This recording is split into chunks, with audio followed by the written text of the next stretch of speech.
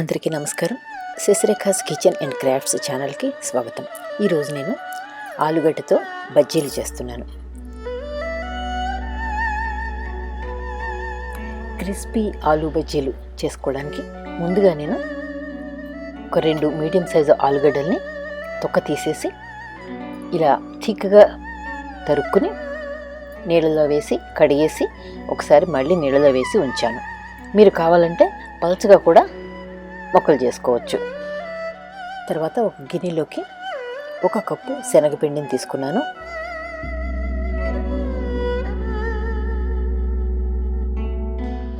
తర్వాత 2 టేబుల్ స్పూన్లు బియ్యం పిండి వేస్తున్నాను. ఇంకా 1/2 టీ స్పూన్ పసుపు, 1/2 టీ స్పూన్ కారం. మీరు ఇంకా కారం కావాలనుకుంటే 1 టీ స్పూన్ దాకా వేసుకోవచ్చు. తర్వాత 1 టీ స్పూను వాముని చేతిలోకి తీసుకుని బాగా ఇలా నలిపేసి వేయండి, వాసన బాగుంటుంది. కొంచెం సాల్ట్, ఆ తర్వాత 1/2 టీ స్పూను ధనియాలు జీలకర్ర పొడి,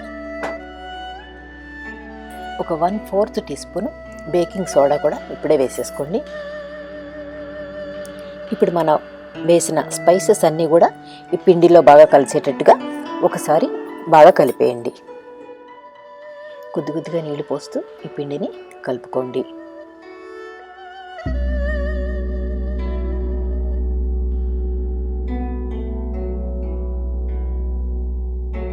అంతా కలిపాక ఈ బ్యాటర్ కన్సిస్టెన్సీ ఈ విధంగా ఉండేలా చూసుకోండి. బజ్జీలు డీప్ ఫ్రై చేయడానికి ఆయిల్ని మీడియం హీట్లో ఉంచండి. ఇప్పుడు కొన్ని ఆలుగడ్డ ముక్కల్ని నీళ్ళలోంచి తీసి ఈ పిండిలో వేసి ఉంచుకోండి. ఇప్పుడు ఒక్కొక్క ముక్కని పిండిలో ముంచి పిండి పూర్తిగా అన్ని వైపులా పట్టేదాకా ఉంచి అప్పుడు దాన్ని పైకి తీసి వీడియోలో చూపించిన విధంగా ఇలా పైకి పట్టుకోండి. ఇలా పైకి పట్టుకున్నప్పుడు చుక్కలు కింద కారకుండా ఉంటాయి. అప్పుడు దాన్ని తీసి నూనెలో జాగ్రత్తగా వేయండి. మీరు తీసుకున్న నూనెకి సరిపడా 4-5 బజ్జీలు వేసుకోండి.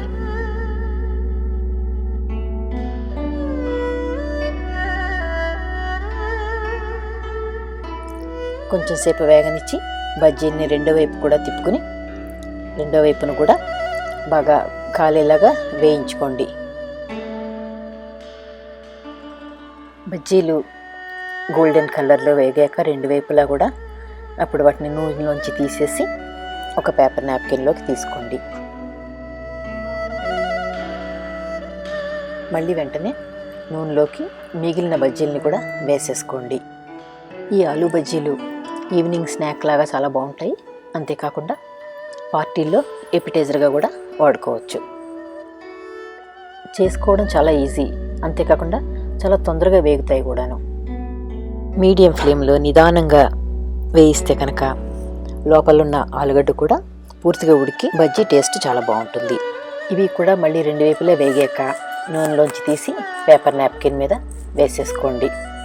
ఈ ఆలు బజ్జీలని కొత్తిమీర పుదీనా చట్నీతో సర్వ్ చేసుకోవచ్చు, లేదా టమాటో సాస్తో కానీ చేసుకోవచ్చు, లేదంటే ఊరికే ఎలా తినేసినా కూడా చాలా బాగుంటాయి. చూసారుగా, మన క్రిస్పీ ఆలుగడ్డ బజ్జీలు రెడీ అయిపోయాయి. నా వీడియో చూసిన మీ అందరికీ ధన్యవాదాలు. ఈ వీడియో మీకు నచ్చినట్టయితే లైక్ చేసి షేర్ చేసుకోండి. నా ఛానల్ మీరు ఫస్ట్ టైం చూస్తున్న వారైతే కనుక తప్పనిసరిగా సబ్స్క్రైబ్ చేసుకోండి. సో నేను పెట్టే వీడియోలు మీరు మిస్ అవ్వకుండా ఉంటారు. నా ఇంగ్లీష్ ఛానల్ శశిరేఖాస్ కిచెన్ కూడా మీరు విజిట్ చేసి ఆ వీడియోలను కూడా మీరు ట్రై చేయండి. మళ్ళీ కలుద్దాం మరొక మంచి వీడియోతో.